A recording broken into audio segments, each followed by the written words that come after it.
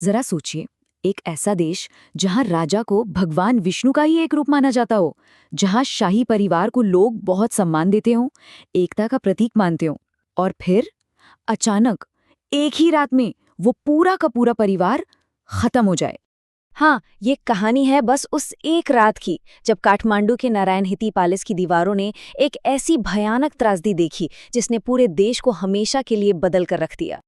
10। ये कोई मामूली नंबर नहीं है, ये उस रात बेरहमी से मारे गए शाही परिवार के सदस्यों की संख्या है। एक ही रात में 10 लोग।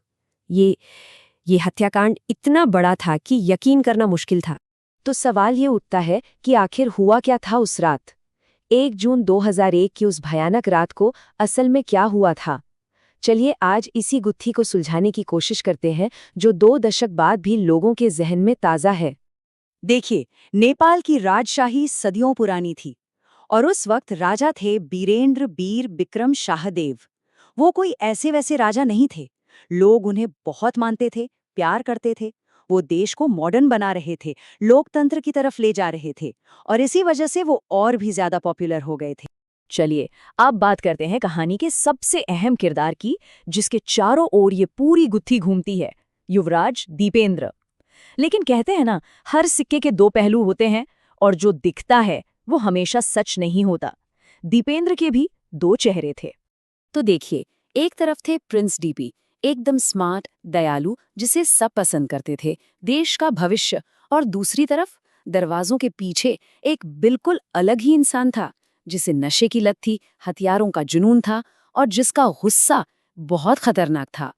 तो आखिर ऐसा क्या हुआ कि एक राजकुमार अपने ही परिवार का दुश्मन बन गया? जो ऑफिशियल कहानी है ना, उसके मुताबिक इस पूरी तबाही की जड़ में एक अधूरी प्रेम कहानी थी।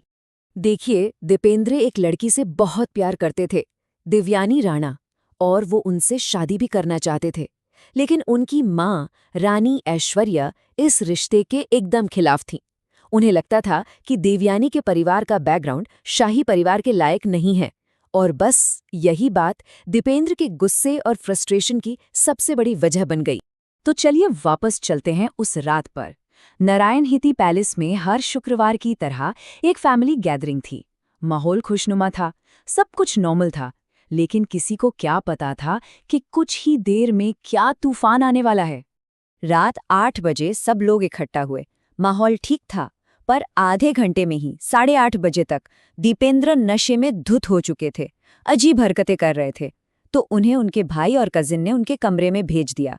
और फिर ठीक 9 बजे ड्राइंग रूम के दरवाजे पर मौत खड़ी थी, आर्मी की वर्दी पहने हुए। उस रात जो वहां मौजूद थे, उनमें से एक ने बताया, वो एक खूनी खूनी मंजर था। हर तरफ बस लाशें थीं। आप बस अंदाजा लगा सकते हैं कि उस कमरे में कैसा खौफनाक मंजर रहा होगा। ये सब कुछ चंद मिनटों में हो गया। पहली गोली चली और सीधा राजा बीरेंद्र को लगी। उसके बाद हमलावर ने मशीन गन निकाली और पूरे कमरे को गोलियों से भून दिया। जो लोग बचने की कोशिश कर रहे थे, जैसे कि रानी ऐश्वर्या और छोटे राजकुमार निरंजन, उनका बगीचे तक पीछा किया गया और उन्हें भी मार दिया गया। जब यह हत्याकांड हुआ तो उसके बाद जो सरकारी कहानी सामने आई ना, उसने लोगों को यकीन दिलाने के बजाय उनके मन में और भी ज्यादा सवाल खड़े कर दिए। कोई भी इस कहानी को मानने के लिए तैयार नहीं था। तो ऑफिशियल रिपोर्ट के मुताबिक इस पूरे नरसंहार का जिम्मेदार कोई और नहीं बल्कि खुद युवराज दीपेंद्र थे। कहा गया कि उन्होंने पहले सबको मारा और फिर खुद को सिर में गोली मार ली। और कहानी यहाँ और भी ज्यादा अजीब हो जाती है। दीपेंद्र, जिन्हें सिर में गोली लगी थी, वो कोमा में थे और उसी हालत में उन्हें नेपाल का नया राजा बना दिया गया। लेकिन ये राज सिर्फ 3 दिन चला और फिर उन्हें ब्रेन डेड घोषित कर दिया गया। और यहीं से वो सवाल शुरू होते हैं जिनका जवाब आज तक नहीं मिला। जैसे, उस रात महल की सिक्योरिटी इतनी कम क्यों थी? मारे गए लोगों का पोस्टमार्टम क्यों नहीं किया गया? और सबसे बड़ा सवाल, दीपेंद्र तो राइट हैंडेड थे, तो गोली उनके सिर के बाईं तरफ कैसे लगी?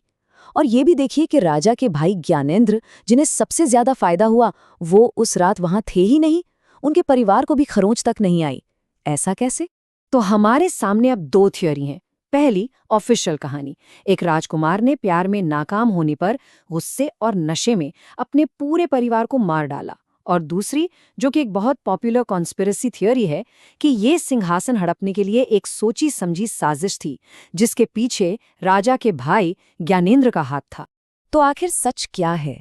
क्या ये एक राजकुमार का टूटा हुआ दिल था जिसने ये सब किया, या फिर सत्ता के लिए एक ठंडा खूनी तख्तापलट? ये एक ऐसा सवाल है, एक ऐसी पहेली है जो शायद कभी हल नहीं होगी और हमेशा नेपाल के इतिहास पर एक काले धब्बे की तरह रहेगी।